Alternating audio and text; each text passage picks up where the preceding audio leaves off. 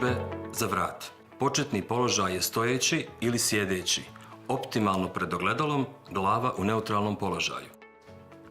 Iz početnog položaja savijati glavu prema ramenu u jednu stranu, izolovati pokret u vratu i ne podizati rame.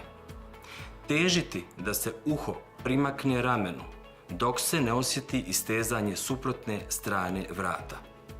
Prilikom pokreta izdahnuti vazduh iz pluća. Poziciju zadržati 5 sekundi i vježbu ponoviti na obje strane 10 puta. Tehnički, opet izvesti sve kao kod prethodne vježbe, uz dodatno istezanje rukom na glavi u regiji iznad uha. Poziciju zadržati 5 sekundi i vježbu ponoviti u obje strane 10 puta. Dexalgin gel. Stavite tačku na bol. Pri upotrebi pažljivo pročitati uputstvo o lijeku. Za obavijesti o indikacijama, mjerama opreza i neželjenim dejstvima lijeka posavitujte se sa ljekarom ili farmaceutom.